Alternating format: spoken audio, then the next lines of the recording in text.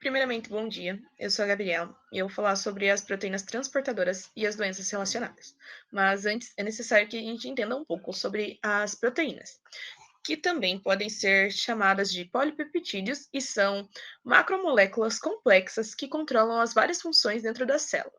Uma proteína apresenta 20 aminoácidos diferentes em diversas sequências, assim diferenciando uma da outra. Cada proteína apresenta uma cadeia principal e possui uma sequência repetida de átomos centrais dos aminoácidos e uma cadeia lateral, que difere cada uma, possuindo propriedades únicas. Os átomos centrais desses aminoácidos são ligados por ligações peptídicas covalentes, e as ligações peptídicas se dão pela ligação C-terminal de um aminoácido com o N-terminal do próximo. E também possui uma estrutura tridimensional específica e diversas outras complexidades. Entre as funções das proteínas estão a função de enzima, que estimula a formação ou a quebra de ligações covalentes, estruturais, que dão estrutura e sustentação das células e tecidos, as de armazenamento, que acumulam íons em moléculas e podem liberá-las quando necessário, as sinalizadores, as quais dão sinais de uma célula para outra, e as detectoras, que interpretam os sinais e transmitem a maquinária da resposta da célula. Também temos a de regulação gênica, que liga-se ao DNA, podendo ativar ou reprimir a transcrição. E existem também as motoras, dentro desta categoria estão as proteínas transportadoras, que fazem movimentos dentro das células e tecidos. As proteínas transportadoras são integradas na membrana e transportam várias moléculas essenciais para a sobrevivência de cada célula, como água, glucose, íons, e ainda fazem a excreção do metabolismo celular para que já não são necessárias e se dividem em duas grandes categorias, de acordo com a sua atuação: as carreadoras ou as canais. As proteínas carreadoras também podem ser chamadas de carregadoras e se ligam a uma molécula que será transportada de um dos lados da membrana e liberam para o outro lado. Podem ser comparadas com enzimas, pois, como se ligam a uma estrutura específica, sofre alteração até a liberação do outro lado e recomeçar o processo. Mas, ao contrário das enzimas, não alteram a constituição da célula da substância a ser transportada. Cada unidade só pode transportar poucas moléculas por vez. E também existem as canais. A proteína canal funciona como uma comporta e, quando se abrem, um alto fluxo de moléculas conseguem passar e podem ser chamadas também de canal iônico, já que atuam basicamente como transportadores iônicos. Cada canal transporta um tipo específico de íons. Aqui temos os exemplos da proteína canal e da proteína transportadora.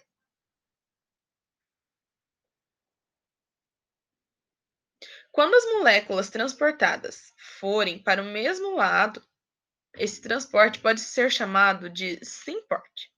Se forem para lados contrários, podem ser chamados de antiporte. E também há uma diferença entre as moléculas que podem ser transportadas entre a favor do gradiente de concentração, que isso se chama transporte passivo, que não utilizam energia para ultrapassar de um lado para outro, e também temos o transporte ativo, que é utilizado energia na forma de ATP, sendo hidrolisado em ADP para o transporte.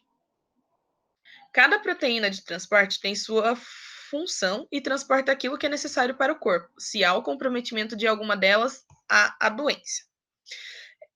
Algumas das proteínas transportadoras são a dineína, que é uma proteína de transporte que se movimenta através do microtúbulo e depende da hidrolisação de ATP para se movimentar.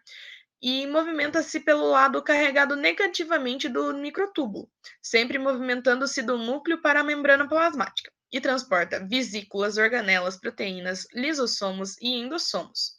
Estudos sugerem que as moléculas reguladoras presentes na dineína podem inibir o sinal da via de Hedgehog, que mantém a homeostase em diversos órgãos. Isso faz com que, quando inibida, a chance do órgão dar um sinal de tumor no início seja reduzida.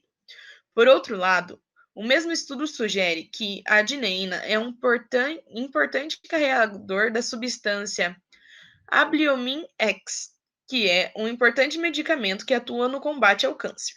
Sendo assim, a proteína que causa o câncer é um importante meio para o tratamento dele. Temos também a hemoglobina, que é uma proteína transportadora que se move através do sangue e faz o transporte de oxigênio para os órgãos. Quando a dosagem dessa proteína em nosso sangue está em baixa, é sinal de preocupação, pois isso indica a anemia, que tem diferentes impactos dependendo do órgão atingido. Quando a anemia se estabelece de forma muito lenta, como por exemplo ao longo dos anos, é possível que o corpo se adapte a funcionar relativamente bem, com até 25% da massa normal dos glóbulos vermelhos. Já no caso de anemias de estabelecimento rápido ou anemias mais severas, há sangramentos agudos, quedas menores podem levar rapidamente à morte. Temos também a transferrina, que é uma proteína que faz o transporte de ferro a partir da sua síntese no fígado para todos os tecidos e também para a mitocôndria. Quando o corpo humano está com deficiência de ferro, a síntese de transferrina é aumentada e pode ser chamada de anemia por deficiência de ferro. Mas, quando há presença de outra doença crônica, essa síntese diminui. Essa anemia se desenvolve em estágios. No primeiro, a necessidade de ferro excede sua ingestão, causando depressão progressiva dos depósitos de ferro na medula óssea. À medida que os estoques diminuem, a elevação da absorção dietética de ferro durante os estágios tardios. A deficiência é grave o suficiente para ocasionar insuficiência na síntese de eritrócitos, causando anemia. Seus sintomas podem ser fadiga, perda de estamina, falta de ar, fraqueza, tontura, palidez e síndrome das pernas inquietas, entre outros. Temos a proteína precursora de amiloide, que é uma proteína transmembrana que sintetiza a proteína beta-amiloide, que por sua vez é uma proteína produzida conforme ao envelhecimento do corpo humano e fica depositada no cérebro e é tóxica.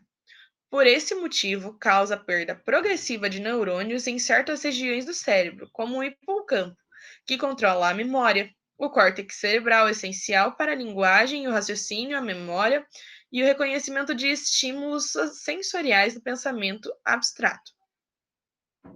Quando esses sintomas, quando a soma desses sintomas, a perda da memória, de raciocínio, perda da linguagem, temos uma doença chamada Alzheimer. Existem também ainda as proteínas hepatobiliares, que estão localizadas na membrana basolateral dos hepatócitos e são responsáveis pela captação dos sais biliares. Mas existem medicamentos hipolipemiantes que são altamente tóxicos para essa proteína e, quando são ingeridos, causam a inativação da proteína e a ruptura dos filamentos de actina, causando colestase e produzindo agressão celular, sendo chamada essa doença de hepatopatia. E ainda há o canal de cloreto, que é uma proteína transmembrana que leva íons de cloro de dentro para fora da célula, fazendo o transporte de água também. Esse canal funciona perfeitamente bem, a não ser que haja uma mutação do gene CFTR que faz com que a água se transforme em um muco viscoso e espesso, a qual pode causar doenças pulmonares crônicas e também afetar o pâncreas. Essa mutação causa a fibrose cística.